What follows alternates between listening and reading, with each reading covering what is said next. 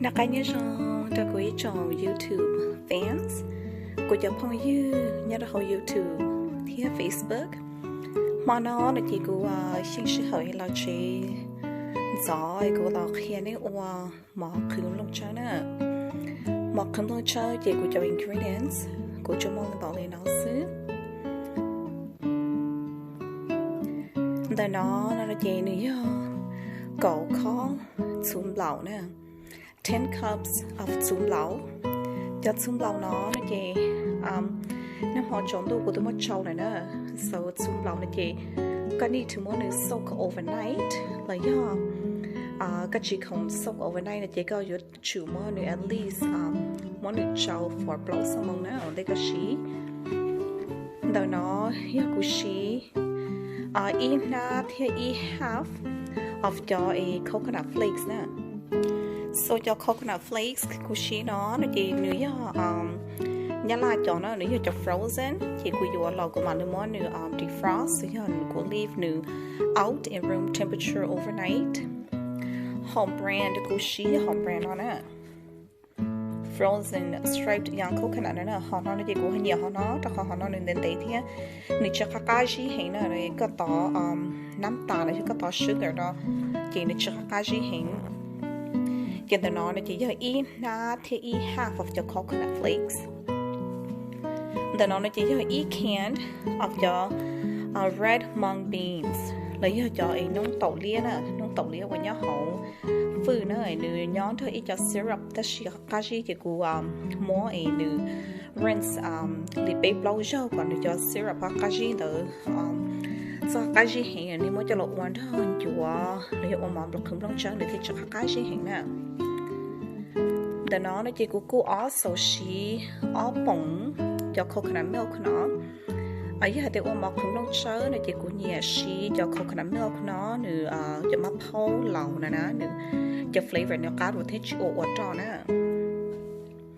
để nó chỉ all teaspoon of salt. Then on it you all call sugar 2 cups of sugar and you will also need 4 cups of water. Then I have blow call day room temperature water last but not least you will need some long chug. Okay, these are fresh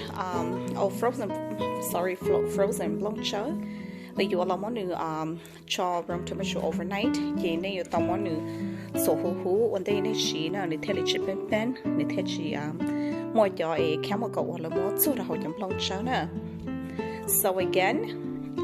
you will need lòng cháu để chấm lòng cháu này chỉ của chị all nè của chị all chấm lòng cháu blow cod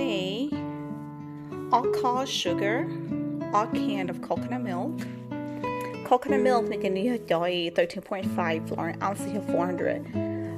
milliliter now. Okay, 2 teaspoons of salt, 1 can of mung bean soaked in syrup, 1.5 bag of the young coconut meat or young coconut striped, and 10 plus cups of sticky rice. Okay, là basic cho một số của đại nè. Okay, just số thơ là chỉ để mỗi block coding cho hậu này lố câu.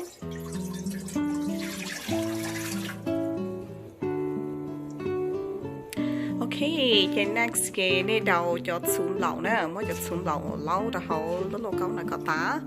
Giờ hạt tiền này mua lố câu non-stick, này chỉ của suggest này chỉ lố non-stick.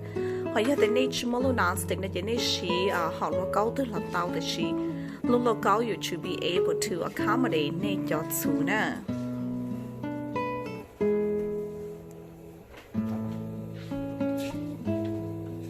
Okay, cái thứ này dành cho áo bông coconut milk nó cho nó hậu nè.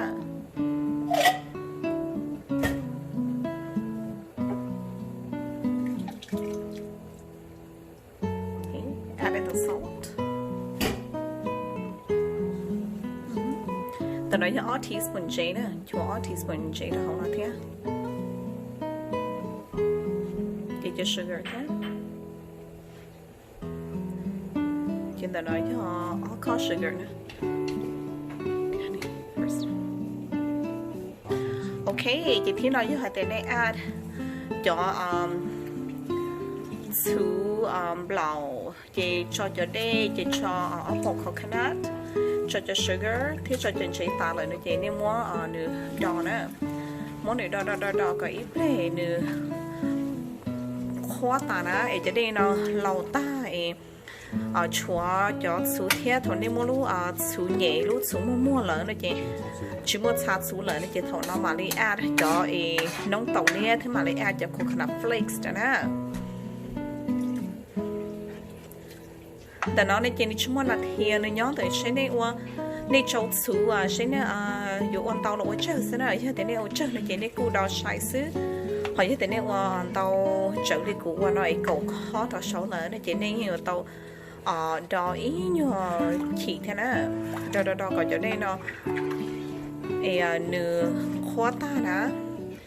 ชัวลูกสูเลยซื้อในมอลูกสูใหญ่ชั่วโมงชาสูเลยในเจเท่านั้นyou have ready เลยเนี่ยมาเลยcho coconut flakes choน้องเต่าเลยนะyou แต่เนี่ย add in choน้องเต่าเท่า cho coconut flakes แต่ชิโน่เนี่ยจี by then เนี่ยจีนึเต่าตาเท่านึลือตาจีเนี่ยว่าเต่าหล่อนี่ชื่อของเขานะโอเคจีฉันนะจี you ให้เดี๋ยวจะซื้อไอ้เนื้อขวาช่อตรงนี้นอนเลยนะจีนี่ ready เลยนะจีตัว add in choน้องเต่าเลยadd coconut flakes thế chị phải add cho coconut flakes cho nó nữa ok chị cho nó sẽ hình là nó add cho coconut flakes add cho ai nấu tàu lia đó lại nữa chữ coconut here chữ cashew gì nó smells so good the aroma it's gonna be really good really delicious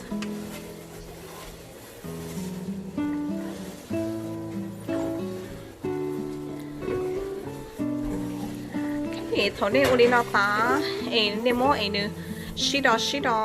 nên xí thời xin dầu ta là nó chị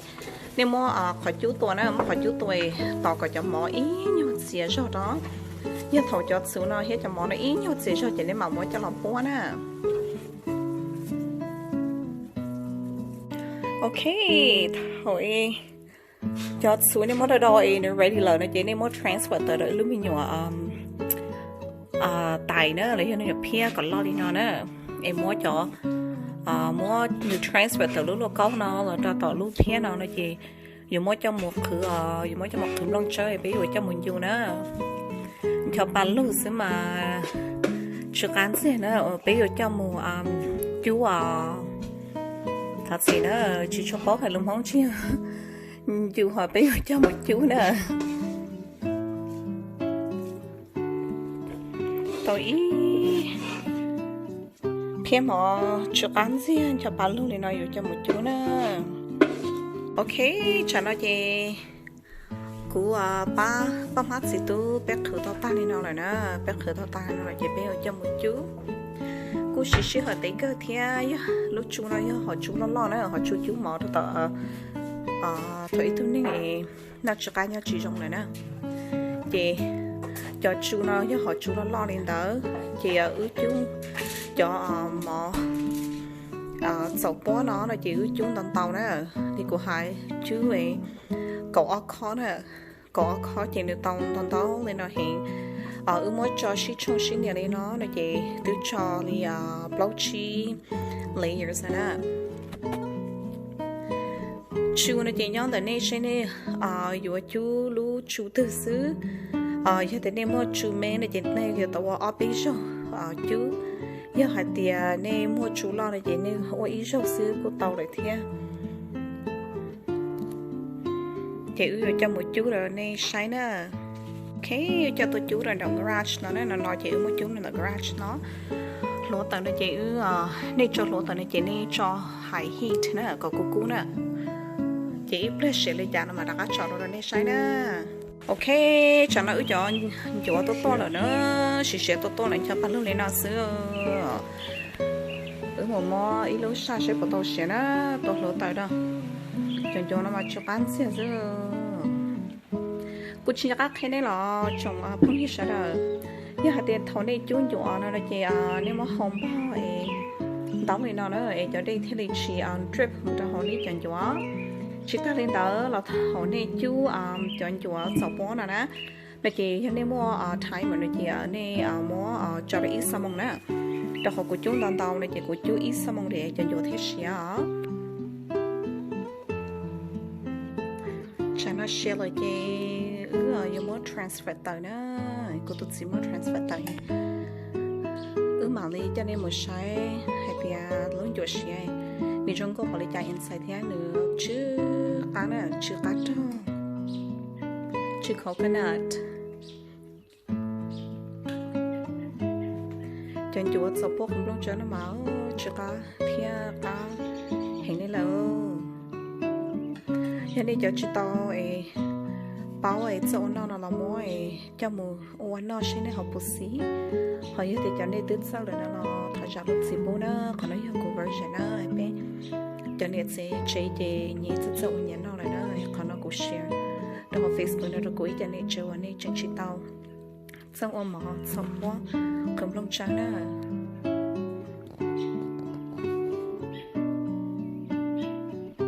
cho chú nó chỉ quan tâm tàu chị theo tàu nó tiền nó bỏ tận tiền nó mình nhọn khay thế dùng khay nó là không có cho nó đặt cho nó chú đó thôi to ba kia sẽ chị mỗi tuổi chị trong nó là xử lý nó chị mỗi ngày của là tàu nó là chị cho chú nó chỉ cỏ cá nó lý ở bên nó chị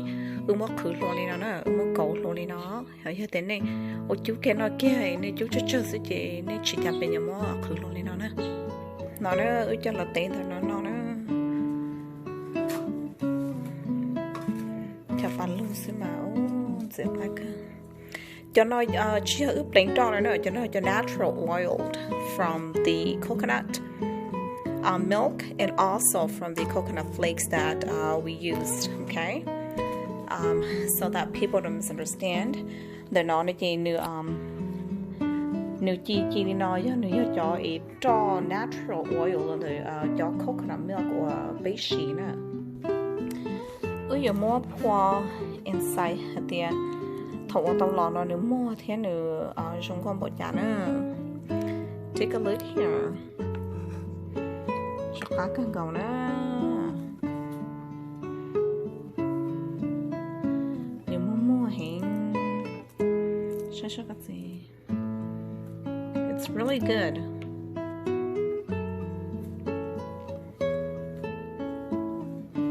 Sao kia mà nữa? Bộ cá mấy cái gì à? Cá cái nữa. Cá gì? Ăn đỏ. Chứ hà rau xếp kia là very good. Okay, hãy đua đó. Hãy nó thứ nhà cho video theo cho món nó là gì. Remember to like, subscribe, and also thumbs up. Em cũng theo một share one sẽ lên shine nè. Chẳng lúc nào cho nên là thơ cậu món lẩu không long chơi rồi cho dọc bó lên nào xứ. Em nhớ trong này xuống lên số tú em bé mà lại xin cho để xin chỉ đồ để cháu nè.